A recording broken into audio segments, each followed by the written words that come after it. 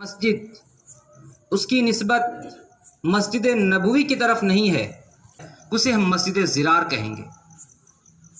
اور اگر کوئی ادارہ صفحہ نبوی سے میل نہیں کھاتا ہے، اس سے میچ نہیں کرتا ہے، تو ہم اسے ادارہ نہیں قتل گاہ کہیں گے۔ کیونکہ اگر مدرسہ اپنے مقصد کو کھو دے، مدرسے کا مقصد ہے کہ انسان کے اندر انسانیت پیدا کرنا۔ ہم انسان تو دیکھتے ہیں لیکن انسانوں کے اندر انسانیت ہمیں نظر نہیں آتی ہے۔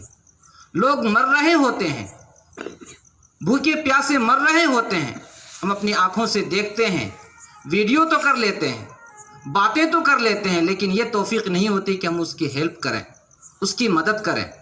یہ چیز انسان کے اندر سے نکلتی جا رہی ہے۔ انسان بشکل انسان ہے لیکن ان کے اندر انسانیت نہیں، درندگیت آ چکی ہے۔ تو مدرسہ گاہے بگاہے یہ اعلان کرتا ہے کہ ابھی انسانیت مری نہیں ہے، ابھی انسانیت زندہ ہے۔ وہ خود بھوکے رہ کر دوسروں کا پیٹ بھرنے کا کام کرتے ہیں۔ جو مدارس میں اساتذہ ہوتے ہیں وہ کم تنخواہوں پر گزر بسر کر کے امت تک قرآن اور حدیث کی صحیح تعلیم پہنچانے کی کوشش کرتے ہیں، امت کے سامنے اسلام کی صحیح تصویر پیش کرتے ہیں، صحیح عقائد پیش کرتے ہیں۔ آپ نے واقعہ سنا ہوگا اندلس کا، جب وہاں پر اسلام مخالف ہوائیں چلی تو کوئی بھی مدرسہ، کوئی بھی مکتب، حتیٰ کہ عالم علماء کو بھی ذلت اور رسوائی کے گھات اتار دیا گیا۔ مدارس ویران ہو گئے، مسجدیں ویران ہو گئیں، لیکن اللہ نے قرآن کی حفاظت اور حدیث کی حفاظت کی ذمہ داری لی ہے۔ وہ سفینے سے نہیں بلکہ سینے سے لی ہے۔ بالفرض اگر دنیا کی تمام لائبریریاں، تمام قلم، تمام دوات، تمام کاغذات ختم ہو جائیں، تہس نہس کر دیے جائیں اور کہا جائے کہ اب تم اپنے اسلام کی حفاظت کرو، تو یقیناً ہمارے دلوں کے اندر قرآن محفوظ ہے، ہمارے دلوں کے اندر حدیث محفوظ ہے، ہمارے دلوں کے اندر اسماء الرجال محفوظ ہیں۔ تو یہ چھوٹے سے تنخواہ میں دین کی حفاظت کرنے کی ذمہ داری انہوں نے لی اور کہا کہ نقش توحید کا ہر دل پہ بٹھایا ہم نے، زیر خنجر بھی یہ پیغام پہنچایا ہم نے۔ لیکن اگر وہ ادارہ اپنے مقصد کو کھو دے، اس کو ہم ادارہ نہیں کہیں گے بلکہ ایک کارخانہ کہیں گے یا اسے فیکٹری کہیں گے، جہاں ضمیر فروش تیار ہوتے ہیں، جو لوگوں میں جا کر محبت کی بجائے نفرت بانٹتے ہیں، جو لوگوں کی دلوں کو توڑتے ہیں، جو لوگوں کو کلمہ توحید کے سائے میں لانے کے بجائے فرقہ واریت میں دھکیل دیتے ہیں۔ شاید علامہ اقبال نے ایسے ہی لوگوں سے کہا ہوگا، خدا تجھے کسی طوفان سے آشنا کر دے کہ تیرے بحر کے موجوں میں اضطراب نہیں۔ لہذا ادارہ اس کی پہلی اینٹ ہے جہاں سے اس چیز کی کوشش کی جاتی ہے کہ پوری دنیا کے اندر نظام اسلام قائم ہو، اس کی نشر و اشاعت کی کوشش کی جائے۔ یہ بڑے ادارے سے لے کر چھوٹے ادارے تک یہ تمام کوششیں کی جاتی ہیں اور کی جاتی رہیں گی انشاءاللہ۔ ہم سب کی ذمہ داری بنتی ہے کہ ہم اس ادارے کی حفاظت کے لیے کیا کر سکتے ہیں۔ آپ کیا کچھ کر سکتے ہیں؟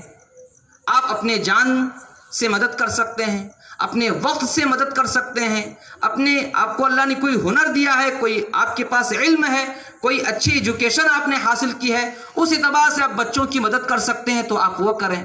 اگر اللہ نے آپ کو صاحب استطاعت بنایا ہے، مال و دولت سے نوازا ہے، تو آپ ادارے کی اس اعتبار سے مدد کریں تاکہ یہ ادارہ پوری دنیا کے اندر اپنا نام روشن کرے۔ اور ادارے کی یہ سمجھیے کہ آپ کے وردہ کے اندر ایک پاور ہاؤس ہے جہاں سے بجلیاں تقسیم ہو رہی ہیں۔ اگر کسی کے پاس علم ہے، عمل نہیں ہے تو وہ بھی بیکار ہے، کسی کے پاس عمل ہے، علم نہیں ہے، وہ بھی بیکار ہے۔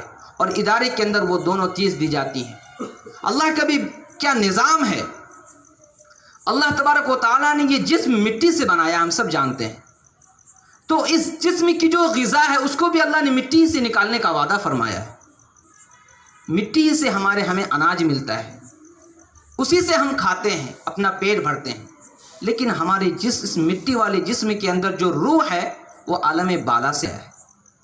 تو اللہ نے اس کا نظام زمین سے نہیں رکھا، اس کا نظام عرش سے ہی جوڑ کر رکھا ہے۔ اور اس کی غذا کیا ہے؟ اللہ کا ذکر ہے، قرآن کریم کی تلاوت ہے، گناہوں سے استغفار ہے، روز قیامت کے سلسلے میں غور و فکر کرنا ہے، قال رسول قال اللہ کی جو صدائیں وہ ادارے کے اندر ہوتی رہتی ہیں، جو آپ کی روح تک پہنچائی جاتی ہیں۔ آپ تعاون کرتے ہیں اداروں کو، تو یہ تعاون، یہ بچے جو پڑھتے ہیں، اللہ جو انہیں ثواب عطا فرماتا ہے وہ یقیناً آپ کے بھی کھاتے میں جائے گا، کیونکہ آپ نے بھی ہیلپ کی ہے، آپ نے بھی مدد کی ہے، آپ نے بھی سپورٹ کیا ہے۔ بچے ٹھنڈ کے موسم میں فجر سے پہلے اٹھتے ہیں، جہاں ہم نرم بستروں پر آرام کر رہے ہوتے ہیں، اذان کی آواز ہمارے کانوں میں آتی ہے تو ہم اٹھ کر نماز پڑھ لیتے ہیں، پھر سو جاتے ہیں۔ لیکن وہ ننھے بچے، اب سوچئے ذرا، چھوٹے چھوٹے بچے، اساتذہ وہ بچوں کے ساتھ فجر سے پہلے اٹھتے ہیں، وہ بھی 1 گھنٹہ پہلے اٹھتے ہیں، بچے قرآن کریم حفظ کرتے ہیں، فجر کے بعد ان کا معمول ہوتا ہے وہ یاد کرتے ہیں، پھر سبق سناتے ہیں، اور پھر جو کچھ انہیں روکھا سوکھا مل جاتا ہے وہ کھاتے ہیں اور اپنی زندگی بسر کرتے ہیں۔ کیا انہیں شوق نہیں ہے کہ وہ اچھی رقم کمائیں؟ انہیں بھی شوق ہے، لیکن وہ کیوں یہاں آئے؟ کچھ تو بات ہے۔ اور ایسا نہیں کہ مدرسے کے اندر صرف ایسے بچے پڑھتے ہیں جو غریب گھرانے سے تعلق رکھتے ہیں، نہیں، بلکہ اچھے گھرانے سے بھی تعلق رکھنے والے بچے آتے ہیں۔ کیوں آتے ہیں وہ؟ کچھ تو بات ہے۔ اس کو شریعت کا دفاع کرنا ہے، شریعت کو لوگوں تک پہنچانا ہے، اس کوشش میں وہ رکے ہوئے ہیں، اور صحیح دین، صحیح شریعت آپ تک پہنچانے کی وہ کوشش کرتے ہیں۔ تو اللہ تبارک و تعالیٰ سے دعا ہے کہ اللہ تبارک و تعالیٰ ہمیں اس ادارے سے جوڑ کر رکھے۔